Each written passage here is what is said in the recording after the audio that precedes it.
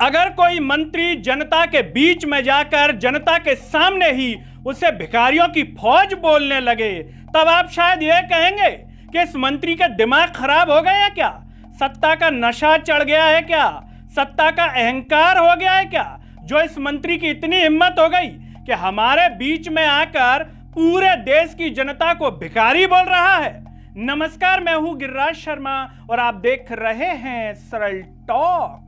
ये जो पूरा दृश्य है ये मध्य प्रदेश में देखने को मिला, जहां पर मध्य प्रदेश की सरकार का एक मंत्री जिसका नाम प्रहलाद पटेल है, वो मंत्री मध्य प्रदेश में राजगढ़ जिले के सुठालिया कस्बे में जाता है और वहां पर यह मंत्री मंच से खड़े होकर सबके सामने जनता को एक तरीके से भिखारी कहता है, भिखारियों की फौज कहता है। सरकार से भीख मांगने की आदत लोगों की पड़ गई है। भिखारियों की फौज इकट्ठा करना ये समाज को मजबूत करना नहीं है, ये समाज को कमजोर करना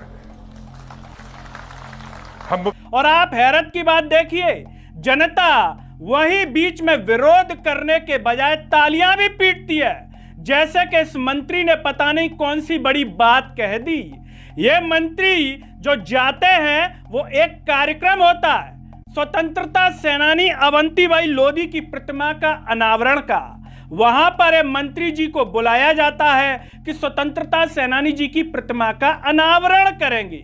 जनता को क्या मालूम था कि जिस मंत्री को वो बुलाने जा रही है वो मंत्री उसे भिखारियों की फौज बोलेगा, वो मंत्री उनका अनादर करेगा, वो मंत्री उनका अपमान करेगा।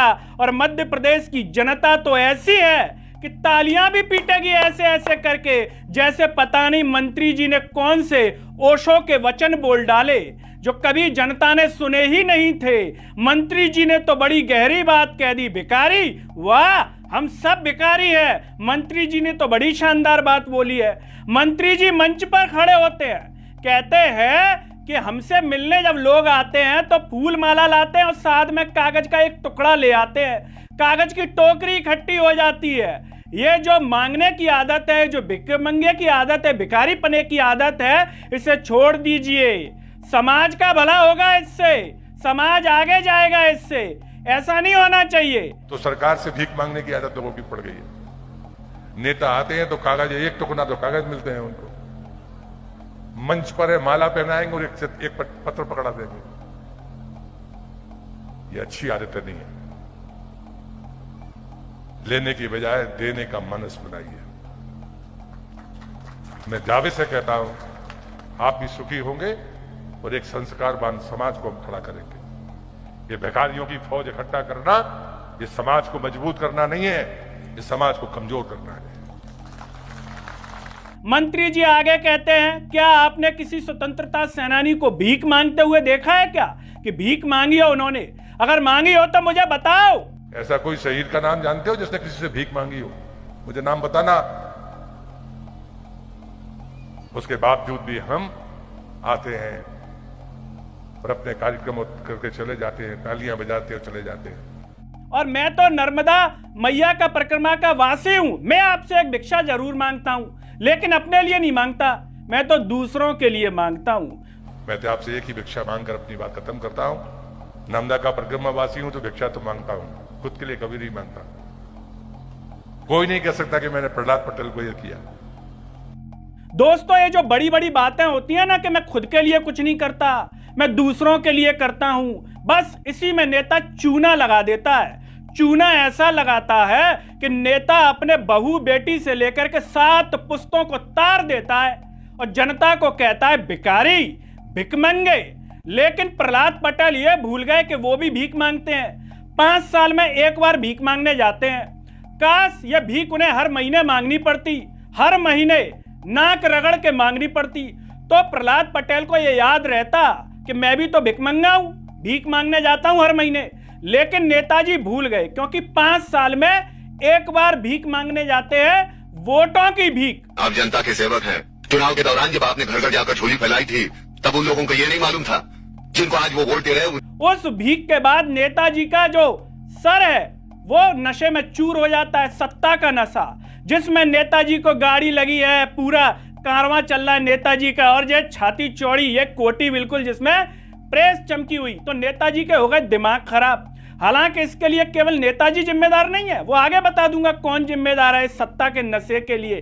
तो नेताजी इस अहंकार में कुछ भी अनाप शनाप बके जा रहे हैं, बोले जा रहे हैं। नेताजी ये तक भूल गए कि जिस जनता को वो भिखारी कहते हैं उसे चुनाव जीतने के बाद देवतुल्य भगवान भी बताते हैं, जनता कहते हैं। और सुनिए नेताजी प्रहलाद पटेल जी, जिनको आप भिखारी कह रहे हैं, जो आपके देश के पूरे देश के यशस्वी प्रधानमंत्री हैं, उन्होंने खुद कहा है कि कई साल भिक्षा मांगकर जीवन जिया। क्या आप नरेंद्र मोदी को भी भिखारी कह रहे थे क्या? उन पर तंज कस रहे थे क्या? डायरेक्ट नहीं बोल पा रहे थे तो एमपी की जनता का सहारा लेके आपने नरेंद्र मोदी को भी भिखारी कह दिया, उनका अपमान कर दिया। अरे भाई भिखारी हो भी गए तो ये तो सम्मान की बात हो गई। नरेंद्र मोदी ने खुद भिक्षा मांगी और वो कई बार कह चुके हैं टीवी इंटरव्यू में कि मैंने तो कई साल भिक्षा मांगकर जीवन जिया है।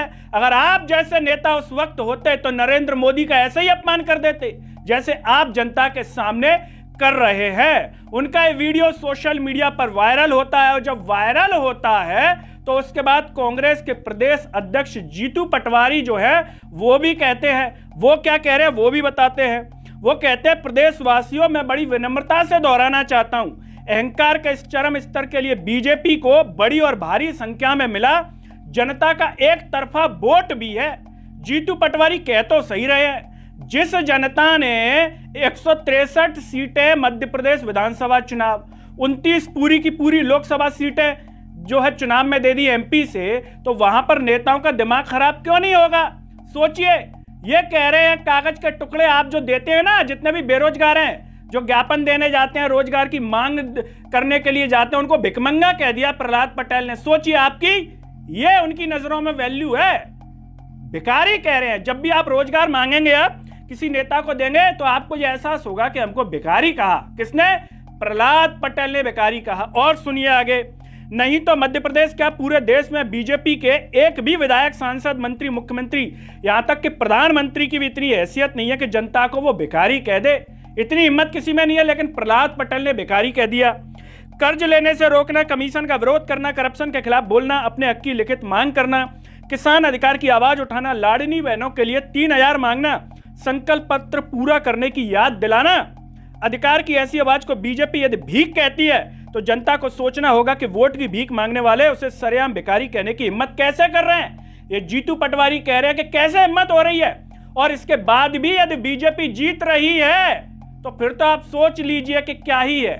जनता अगर इसके बाद भी बीजेपी को जिता रही है तो फिर क्या ही कहा जाए। ये जीतू पटवारी कह रहे हैं। अब बीजेपी के अगर ये मंत्री साहब आपको मिले तो आप इन्हें कहिएगा क्या हम भिखारी हैं क्या मंत्री जी, या असली भिखारी आप लोग हैं, पूरे मंत्री लोग हैं। ये जो नेता हैं ये किसके पैसों से इनका काफिला चलता है, किसके पैसों से जो हेलीकॉप्टर की यात्रा करते हैं, किसके पैसों से इनके कपड़े धुलते हैं, पैसों से जो है ये बंगलों में रहते हैं। क्या ये अपनी जेब से देते हैं? अपने पिताजी से मांगते हैं कि पिताजी बंगले का किराया देना था, पिताजी कल काफिले में जाना था, पिताजी ये खर्चा करना था। किसके पैसों से?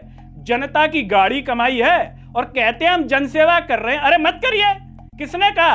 जबरदस्ती की थी क्या प्रहलाद पटेल से किसी ने कि नहीं हम आप ही से जनसेवा करवाएंगे? मत कीजिए। अगर आपको इतनी जो है भीतर से वो हो रही है जनता के इन कागज के टुकड़ों से, तो आप त्याग पत्र दे दीजिए। और मैं तो कहता हूं कि मोहन यादव जी को त्याग पत्र लेना चाहिए, क्योंकि प्रहलाद पटेल ने इनडायरेक्टली यहां पर 80 करोड़ लोग जिनको मुफ्त राशन मिलता है उनको भिखमंगा कहा, लाडली बहनों को भिखमंगा कहा, मध्य प्रदेश की सारी लाडली बहनों को उन्होंने भिखमंगा कह दिया इनडायरेक्टली। किसने? प्रहलाद पटेल ने। अगर मध्य प्रदेश की जनता में जमीर होगा, सम्मान होगा, और हमें धर्म शास्त्रों में सिखाया गया है कि जमीर के लिए, सम्मान के लिए जो मर जाना भी उचित है, तो मध्य प्रदेश की जनता को ये बताना चाहिए इन मंत्री जी को। जब तक ये मंच पर आकर नाक रगड़कर माफी ना मांग लें तो सोच लीजिए इससे कम तो कुछ भी नहीं होना चाहिए। अगर नहीं मांगते हैं और उसके बावजूद अगर ये आगामी चुनावों में जीतते हैं तो इससे बड़ी असम्मान की बात मुझे लगता है कि पूरे मध्य प्रदेश के लिए और देश के लिए कोई हो नहीं सकती। आखिर एक मंत्री की इतनी हिम्मत कैसे हो सकती है कि वो मंच पर आकर के जो है भिखारी कह रहा है। और यहां पर मैं उन लोगों को भी कहना चाहूंगा जो तालियां बजा रहे हैं, भाई क्यों ताली बजा रहे हो? आपको उठना चाहिए था, बीच में टोकना चाहिए था मंत्री जी को कि अपने शब्दों को ठीक कीजिए मंत्री जी। इन मंत्रियों के दिमाग खराब इसलिए हो गए हैं कि आप लोग जाते हैं, आप फोटो खिंचाते हैं, फिर अपने घर तस्वीर में जो लगाते हैं दीवार पे, फिर सोशल मीडिया पर डालते हैं मंत्री जी के साथ। अरे काय के मंत्री जी? इन मंत्री जी की आपके बिना कोई वो है क्या, कोई वैल्यू है क्या? अगर आप चुनाव में हरा देंगे तो घर इनसे कोई मिलने भी नहीं आएगा मंत्री जी से। आप लोगों ने वहां बैठाया है, जनता ने बैठाया है, और उसी भगवान तुल्य जनता को ये भिखारी कह रहे हैं। अगर मध्य प्रदेश की जनता ऐसे मंत्रियों को अगले चुनाव में भिखारी ना बना पाए तो इतिहास क्या कहेगा? क्या कहेगा मध्य प्रदेश के बारे में कि मध्य प्रदेश की जनता का अपमान होता रहा, भिकमंगा सुनती रही लाडली बहनें और सब लोग, और ऐसा हो गया। अगर मध्य प्रदेश की जनता में गौरव है, सम्मान बचा है, और हम पढ़ते हैं फिल्मों में देखते हैं कि भैया शिवाजी जी ने ये किया, उनने ये किया, तो कहां है वो वीरता? मोहन यादव को बोल करके इस्तीफा ले लेना चाहिए प्रहलाद पटेल से, नरेंद्र मोदी को बोल करके तुरंत इस्तीफा ले लेना चाहिए प्रहलाद पटेल से, जिससे इनको भी अपनी वो समझ में आ जाए कि हम क्या हैं। जनता से ऊपर चढ़ करके एक मंत्री ऐसा बोल रहा है और जनता तालियां पीट रही है, इससे शर्मिंदगी की बात कोई हो नहीं सकती। इसकी जिम्मेदार भी एमपी की जनता है, जिसने 163 सीटें दी, 29 लोकसभा सीटें दी, और सोचिए उनकी हिम्मत हो रही है भिखारी कहने की। आपके बच्चे जब रोजगार के लिए वहां पर आवेदन देंगे, आप अपनी किसी समस्या के लिए देंगे, तो क्या कहेंगे? ये भिखारी। छिंदवाड़ा का दृश्य याद होगा, जब मोहन यादव से एक व्यक्ति मदद मांगने गया था तो मोहन यादव ने कहा था कि हम यहां से आपको क्यों जो मदद करें, हमें जिताते हो क्या? उसके बावजूद अगर छिंदवाड़ा की जनता ने मोहन यादव को, बीजेपी को वहां से सीट दी, तो सोच लीजिए कि आपका सम्मान कहां बचा। आपको तो वहां पर बताना चाहिए था कि अच्छा इतना अहंकार, हम बताएंगे छिंदवाड़ा क्या, और भी सीटों को आपसे छीन लेंगे और आपको अपने लेवल में खड़ा कर देंगे। दोस्तों एक बात यहां मैं बता देना चाहता हूं, नेता केवल एक चीज से डरता है, चुनाव में वोट से। आप ये जितना भी ट्विटर पर डेली करते हैं ना कि प्लीज हमारा पुलिस का रिजल्ट, हमारा इसका रिजल्ट, कुछ नहीं होगा किसी के भी ट्वीट करने से, किसी के बोलने से भी। अगर होगा तो चुनाव में हराने से। अगर आप नहीं हरा सकते हैं तो ट्विटर पर इस नौटंकीबाजी से कुछ होना नहीं है, यह हकीकत है। अगर आपके बाजुओं में दम है, आपकी उंगली में दम है, तो चुनाव हरवाइए, पार्षदी से लेकर के सब तरह तक। जिनको अहंकार समझ में आया कि हमारे अहंकार की वजह से हो रहा है, सोचिए आप क्या कर रहे हैं, भिखारी, भिकमंगा। दूसरे प्रदेश के रिश्तेदार क्या बोलेंगे कि आप तो भिखारी हो, आपके नेता ही बोल रहे हैं और उसके बावजूद जीत रहे हैं। क्या बोलेंगे कि चुल्ली भर पानी में डूब जाना चाहिए जो अपने सम्मान को ना बचा सके, यही कहेंगे लोग, और क्या कहेंगे रिश्तेदार। दोस्तों इस पूरे मुद्दे पर आप जो भी सोचते हो, प्रहलाद पटेल के इस बयान पर, मोहन यादव को अब क्या करना चाहिए उसको लेकर, और जनता को क्या करना चाहिए उसको लेकर भी कमेंट बॉक्स में अपनी राय जरूर दीजिए। इस वीडियो को हर जगह शेयर कीजिए, चैनल को सब्सक्राइब कीजिए, साथ ही साथ सरल टॉक के Facebook, Twitter, Telegram, Instagram page को आप जरूर फॉलो कीजिए। अंत में सभी से एक अपील है दोस्तों, जब यूट्यूब पर आप ये देख रहे होंगे तो नीचे ज्वाइन और थैंक्स का बटन होगा, उसके द्वारा आप हमें जरूर सहयोग कीजिए जिससे हम और बेहतर कार्य कर सकें। नमस्कार।